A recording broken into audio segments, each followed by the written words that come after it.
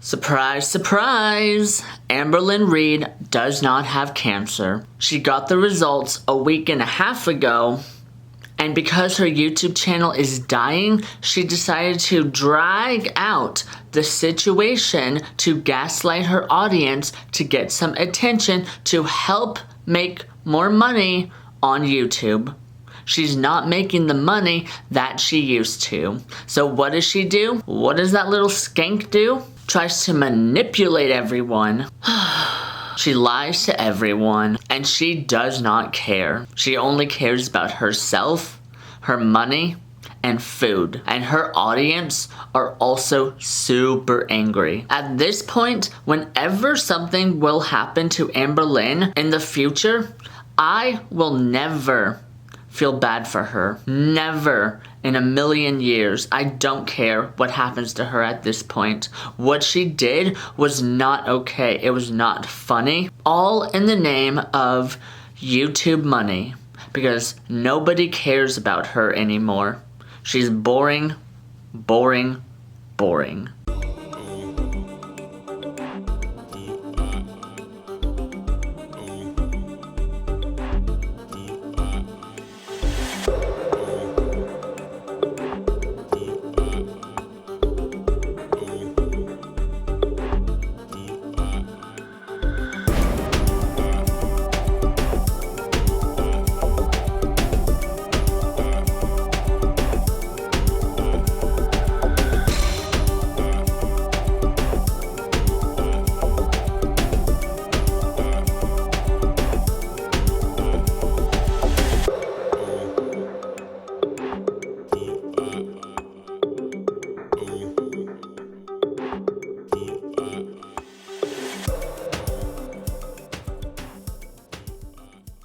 I'm gonna make this video brief and short because Amberlynn Reid is a monster. In my last video, I even told you guys that in 2017, my dad was diagnosed with stage 4 cancer and he survived. And here Amberlynn Reid is gaslighting her audience, manipulating everyone. She knew the results like a week and a half ago.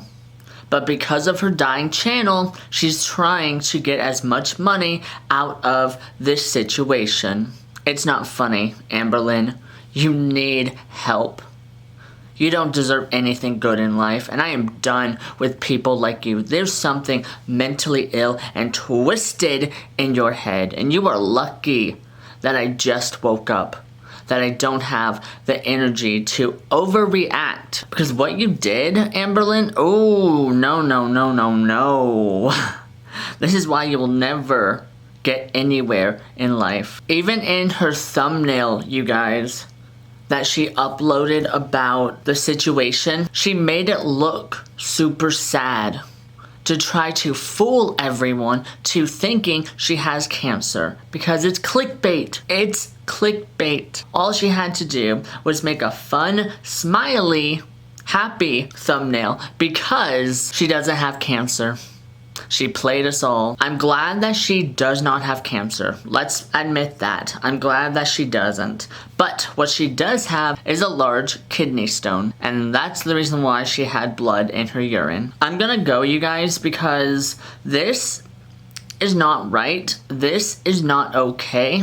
Even at the end of her video, she was trying to spin it and say that now that she doesn't have cancer, she is enjoying life more. She loves life more. And that she's finally drinking water and eating healthy. And that all of those cravings for processed junk, salt, sugars, death are gone. And it's like, ooh.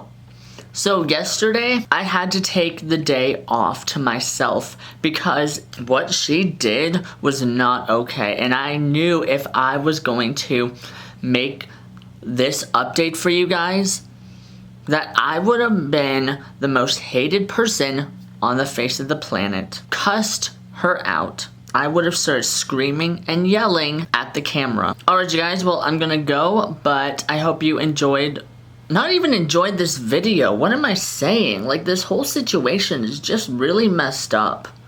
Really, really messed up. And I honestly, you know, I have nothing good to say about her, so I'm just gonna leave.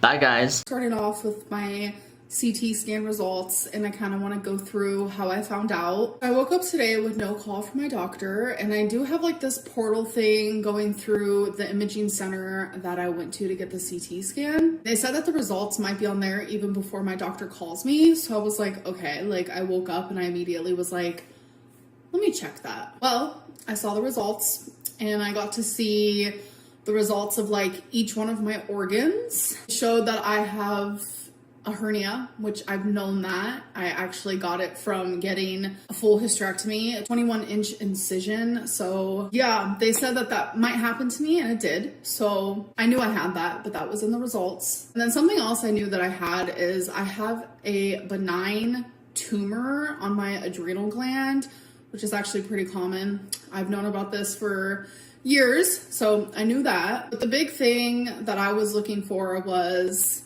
what does it say about my bladder? Because I was very scared that my cancer did come back, and I was scared that it came in the form of bladder cancer. That is what I have been just like dying about on the inside, for the lack of a better term. Just constant anxiety and intrusive thoughts and just like tons of fear. But there's nothing on my bladder. There's nothing in my bladder. The results said I have a remarkable, as they call it, remarkable bladder. That's just like the technical term they use. So I literally was worrying for nothing. So then I kept going through, and I was like, okay, well, it has to be something. Well, so it turns out that I have a 6-millimeter kidney stone in my kidney. It's non-obstructable. And then I immediately Googled it, and it says that you can have blood in your urine from having this. And I was like, oh my God. And just instantly, I just felt so relieved. And I was like, okay, I'm gonna call my doctor, because I'm reading these results. I see them, I know how to comprehend them, but I would like my doctor to talk to me about them. So when I called, the nurse said that my doctor didn't see anything on there to be alarmed about, and everything looked fine, and that I should still go to the urologist. But I mentioned to the nurse that it does say that I have a 6-millimeter kidney stone, and I was wondering, like, is that what is causing my symptoms? So she's like, oh, okay, hold on, I'll ask him. She went and asked him, and he said that, yeah, that's probably what is causing it, but still, see the urologist. Especially because that kidney stone is kind of big, I'm not gonna lie. I don't know what they're gonna want me to do with that, but the issue is, I called, and since I'm a new patient, my appointment isn't until November. So that's pretty far from now. So I don't know if like I should like ask to be referred to somewhere else that could see me sooner, or like what I should do.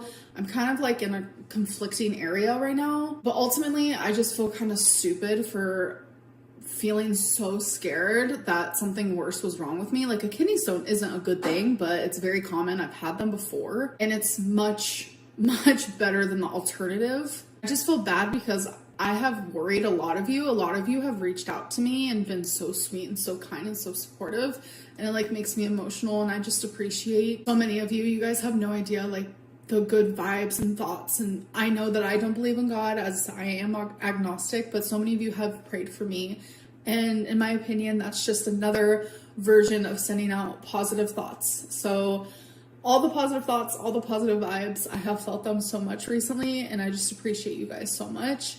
And I really hope that it is just this massive kidney stone that is causing these issues. And from the looks of it, it is. I'm just really glad that I've chosen to quit smoking. I have chosen to drink nothing but water.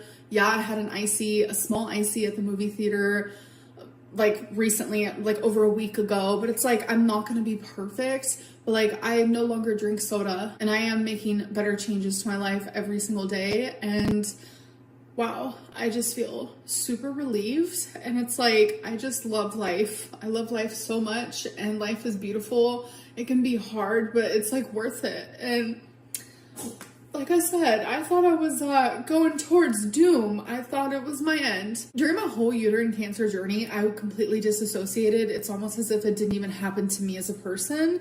So I feel like that's why like so many people, when they're like, Amberlynn, Wasn't that your rock bottom? Like, what happened truly?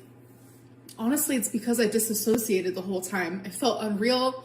I felt like I was in dreamland, more so a nightmare, but it just didn't feel like it was happening to me. And during this whole thing of me being really scared that my cancer did come back, I had moments where I did disassociate, but for the most part, I have felt every fear. I have felt so scared, and I have gone through so much regret and just like thinking back to like everything I should have done after being diagnosed with cancer.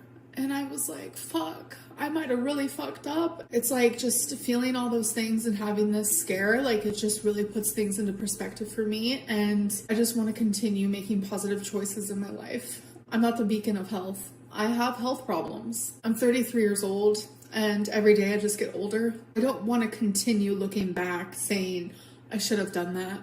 I should have changed then. So there's really only one thing I can do moving forward, and that is just be better. So I'm going to bingo with my mom, and instead of getting a large Diet Coke as much as I want to, I'm going to get a water. There's tons of water options, and I'm like, which one do I want? All right, I think I'm going to get this guy right here. Pure water. There's this store next to the bingo place, and my mom's looking at it through the window because it's closed. Someone made their cat out of rocks, and it says, "My cat rocks." Get it?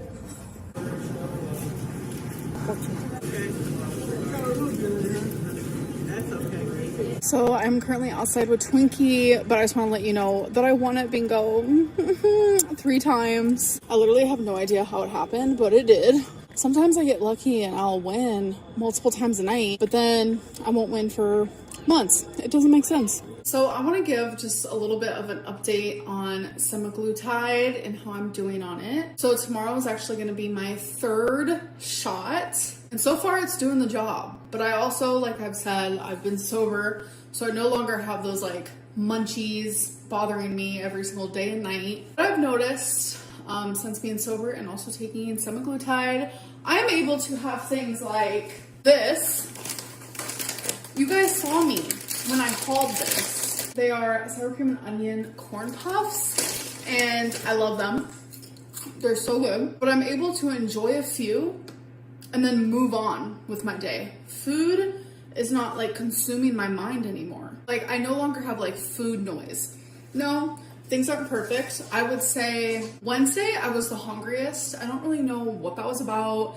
It wasn't like physical hunger. It was a lot of like head hunger. So the food noise does disappear. Sometimes it sneaks its little head in there, but thankfully like I get fuller faster now. It's just, I feel great. Honestly, I feel great. Like this is the very same bag that I hauled. And if it wasn't for the semaglutide, if it wasn't for me being sober, this bag would have been gone like night 2. It's just like little changes like that. I'm just like, okay, I'm feeling good. Cold water. I slept on it for a long time.